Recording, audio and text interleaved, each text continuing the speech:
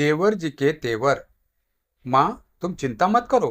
मैं तो ऐसी लड़की से शादी करूंगा जो तुम्हें बेड से नीचे पानी लेने के लिए भी ना उतरने दे। चाय और खाना तो दूर की बात है, और अगर उसने मेरी बात नहीं मानी फिर तो भेज दूंगा उसी पल उसे उसके बाप के घर। देवर की कड़वी बातें रमा के कानों में तीर की तरह चुभ रही थी। रोती हुई रमा देवर की कड़वी बातें सुनकर भी चुपचाप रसोई में खाना बना रही थी। गुनाह सिर्फ इतना था कि उसने अपनी सास को सुबह 7 बजे की चाय 8 बजे बनाकर दी थी। 2 महीने की गर्भवती रमा को इतनी उल्टियां होती, सिर दर्द होता है, उसका एक भी काम करने का मन नहीं होता। गर्भावस्था के शुरुआती महीनों में तो खाना बनाने में सबसे ज्यादा दिक्कत तब होती जब दाल पकाना होता।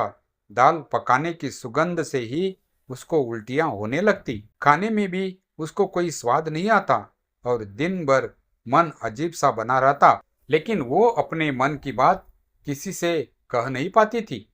रमा के पति अमर उसकी कभी कोई बात नहीं सुनते।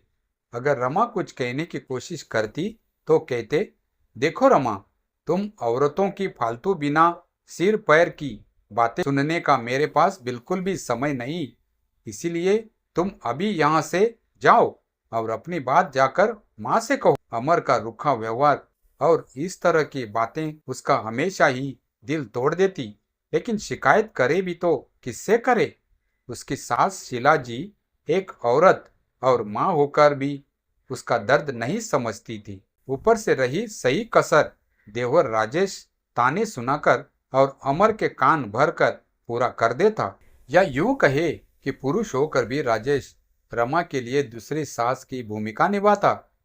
हर बात और हर काम में रमा को सीख देने आ जाता कि घर की बहुओं को कैसे रहना चाहिए, कैसे सास ससुर को ससुराल वालों की देखभाल और ख्याल रखना चाहिए। रमा की ससुराल में एक देवर, 2 शादीशुदा नंदे और सास ससुर थे। पूरे घर में राज सिर्फ देवर का ही चलता। राजेश जैसे कहता उसकी सास शीला जी और वैसा ही करती और कहती, और उनकी कही किसी भी गलत या सही बात को अमर सिर झुकाकर मान भी लेते। रमा ने कई बार कहा, अमर, घर की साफ सफाई के लिए एक कामवाली बाई रख लेते हैं, क्योंकि 2 बच्चों के साथ मुझसे पूरा काम नहीं हो पाता। लेकिन राजेश के कहे शब्द अमर भी रमा के सामने दोहरा देता। तुम 2 बच्चों के साथ काम नहीं कर पाती और मेरी माँ 4 बच्चों के साथ कैसे घर के सारे काम करती थी? तुम आजकल की औरतों के नाटक बहुत हो गए हैं। जितनी सुविधाएं उतनी तकलीफ रहती है तुम लोगों को। रमा ने चुप रहकर सब कुछ चुपचाप सुनने की वजह से पहले बच्चे के जन्म में बहुत तकलीफ झेली। लेकिन समय के साथ रमा ने अपना मुंह खोलना शुरू किया और सीधा बगावती हो गई।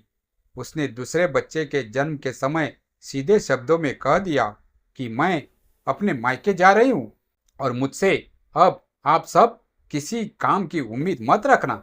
जितना बन पड़ेगा उतना ही करूंगी, बाकी का आप सब खुद देख लो कैसे करना है। जिसका नतीजा ये हुआ कि उसको दूसरे बच्चे के जन्म के बाद भी 6 महीने के लिए मायके छोड़ दिया गया, ताकि उसे ये एहसास कराया जा सके कि उसके रहने ना रहने से उन लोगों को कोई फर्क नहीं पड़ता। अमर के सिवाय रमा के बेटे को देखने ससुराल से कोई अन्य सदस्य नहीं आया। लेकिन बच्चों के मोह के कारण अमर रमा को अपने साथ लेकर घर आया। इधर शीला जी और राजेश का व्यवहार वैसे का वैसा ही रहा, लेकिन रमा भी अपने कहे अनुसार उतना ही काम करती जितना उससे हो पाता। दोनों नंदे फोन से तो देवर और सास घर में रोज रोज रमा को ताने देना और बातें सुनाना शुरू कर दिए। वो हर रोज रमा को कभी मायके वालों के नाम पर तो कभी घर के कामकाज और बच्चों की परवरिश को लेकर ताने देते व्यंग करते रहते। रमा भी अब पलटकर हर गलत बात का तुरंत जवाब देती, जिससे घर में हर रोज झगड़े शुरू हो गए। आखिर में झगड़ों से परेशान होकर अमर के अपना ट्रांसफर दूसरे शहर करा लिया और सबको लेकर वहां चला गया। लेकिन वहां भी तो बात बात में रमा को ये सुनाना नहीं भूलता था कि उसकी वजह से वो अपने परिवार से दूर हो गया। लेकिन रमा को इस बात से कोई फर्क नहीं पड़ता था। उसको अब सिर्फ अपने बच्चों की फिक्र रहती और उनकी खुशी में उनके साथ खुश रहती। अमर के कहने पर तीज त्योहार पर सास के बस औपचारिक बातचीत हो जाती और वो जैसे ही ताने सुनने के मूड में होती, रमा काम का बहाना बनाकर फोन रख देती। इसी तरह रमा के दिन बीतते गए। रमा की शादी के 10 सालों बाद देवर राजेश की शादी हुई। राजेश की शादी में रमा ने सिर्फ शादी होने तक रुकी और सारी रस्में खत्म होते वापिस चली गई। ना उससे किसी ने ज्यादा मतलब रखा और बातचीत करने की कोशिश की और ना ही उससे की, क्योंकि रमा को दिए जाने वाले ताने और व्यंग कटु थे और आने वाली बहू से अपार उम्मीदें, जिस वजह से रमा चुप ही रही। इस बार पूरे 2 साल बाद रमा गर्मी की छुट्टियों में अमर के जिद पर ससुराल आई थी। उसका मन ना होते हुए भी वो आई। उसने अमर से पहले ही कहा कि तुम जाओ, मैं अपने मायके चली जाती हूँ। लेकिन अमर नहीं माना। रमा जब ससुराल आई तो देखा पहले से सब कुछ पूरी तरह बदल गया था। राजेश का टिफिन और सुबह की चाय सासुमा शीलाजी खुद खुशी खुशी बना रही थी। रमा की देवरानी आराम से 8 बजे सोकर उठी। 9 बजे काम वाली बाई भी आ गई, जिसने झाड़ू पोछा बर्तन सब किया। दोपहर का खाना रमा ने अकेले ही चुपचाप बनाया। उसके बाद शीला जी ने रमा से शाम की चाय और खाना बनाने के लिए कहा। पहले दिन लगा रमा को कि शायद उसकी देवरानी पूजा की तबीयत ठीक नहीं। उसने अपनी देवरानी से पूछा भी कि क्या हुआ, तबीयत ठीक नहीं है क्या तुम्हारी? लेकिन उसने जवाब में रमा से सिर्फ 2 टूक कहा, नहीं मैं ठीक हूँ, और अपना खाना लेकर अपने कमरे में चली गई। घर और घर के लोगों का बदला हुआ रूप उसे एक तरफ खुशी तो दूसरी तरफ अपने बीते हुए दिनों की तुलना से सोचकर तकलीफ भी दे रहा था। रात ने रमा के सबके लिए टेबल पर खाना लगाया। अमर बैठकर राजेश के आने का इंतजार कर रहे थे कि तभी वहां राजेश आ गया, जिसे देखकर अमर ने कहा, बड़ी देर कर दी राजेश आज, चल खाना खाते हैं, मुझे तो बहुत तेज भूख लगी है। जिसे सुनकर राजेश ने कहा, भैया आप खाना खा लीजिए, मैं पूजा के साथ कमरे में खाऊंगा। इतना कहकर अपना और पूजा का खाना लेकर राजेश कमरे में चला गया। इधर अमर खुद को शर्मिंदा महसूस करने लगे और जैसे ही अमर की नजर रमा से टकराई, अमर ने तुरंत अपनी निगाहें नीची कर ली और बगले झांकने लगे। रमा के चेहरे पर ना चाहते हुए भी अमर को देखकर हंसी आ गई। वो मुस्कुराने लगी। खाना खाने के बाद जब रमा सारे काम समेटकर पानी की बोतल लेकर अपने कमरे में जाने लगी, तभी उसके कदम देवर देवरानी के कमरे के बाहर अपना नाम सुनते ठिठक गए। राजेश ने पूजा से कहा, तुम बस आराम करो, अभी 2 महीने हुए हैं। जब तक रमा भाभी है तुम्हें कोई काम करने की चिंता करने की जरूरत नहीं है। बस अपना और मेरे होने वाले बच्चे का ख्याल रखो, और कुछ बाहर से खाने का मन करे तो बोल देना, मैं बाहर से लेता आऊंगा।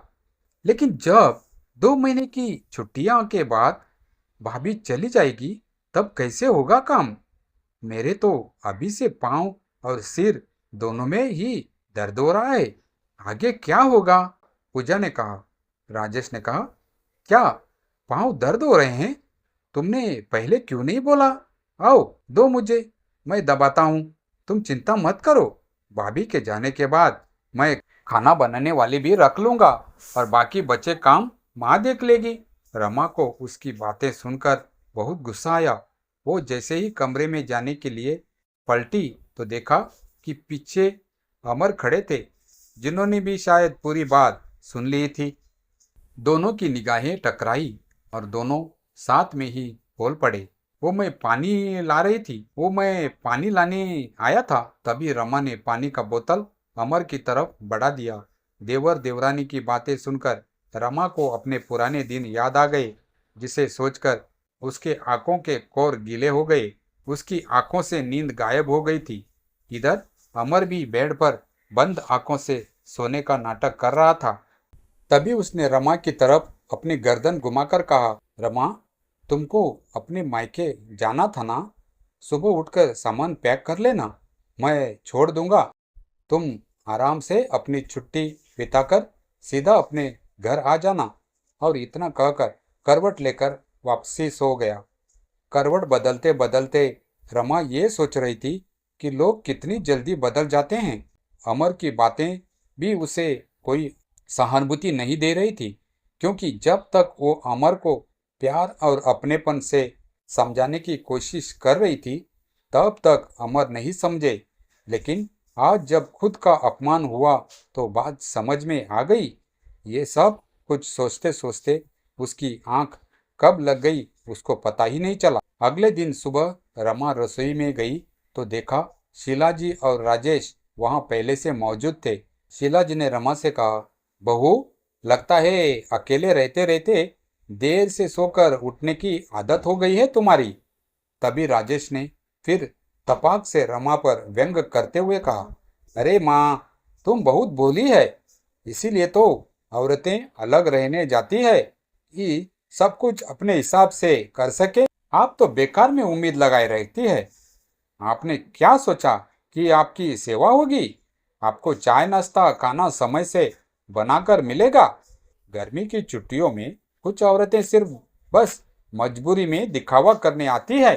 तब रमा ने कहा, देवर जी, आप तो ताना मारने और दूसरों की औरतों को सिखाने में औरतों से भी आगे हैं। जितनी सीख आपने आज तक मुझे दी, उतनी सीख पूजा को देना भूल गए आप। कहाँ गए आपके वादे इरादे कि चाय खाना नाश्ता? क्या आपकी बीबी तो माँ जी को पानी भी बेड पर उनके हाथ में देगी? पानी देना तो दूर, माँ जी तो चाय नाश्ता भी खुद ही बना रही है, जो कि मेरे यहाँ रहते तो उन्होंने कभी नहीं किया था। वैसे मैं आप लोगों को यहाँ ये बताने आई थी कि मैं अभी थोड़ी देर में अपने मायके जा रही हूँ। रमा को इतना कहते सुन राजेश को बहुत गुस्सा आया। पीछे खड़े अमर से उसने कहा, भैया, देखा भाभी की जुबान कैसे कैंची की तरह चल रही है और आप चुपचाप खड़े होकर सुन रहे हैं। जब मायके ही उनको जाना था तो फिर 2 दिन के लिए यहाँ आकर दुनिया को सिखाने की क्या जरूरत थी? तब अमर ने पहली बार कहा, अब तो मैं रमा के पैर तो दबा नहीं सकता, तो पति होने के नाते उसकी सही बात चुपचाप सुन तो सकता हूँ। वैसे भी पहले बहुत सारी गालियां कर चुका हूँ रमा के मामले में। अब गलती नहीं करना चाहता।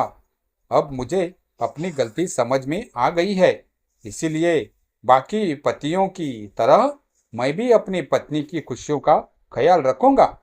हर बार रमा को मेरी वजह से रमा को रोकर अकेले अपने मायके जाना होता है। इस बार मैं खुद उसे खुशी खुशी मायके छोड़ कर आऊंगा। इतना कहकर अमर ने रमा की तरफ देखा और उसका हाथ पकड़कर अपने हाथ लेकर कमरे में सामान पैकिंग करने चला गया।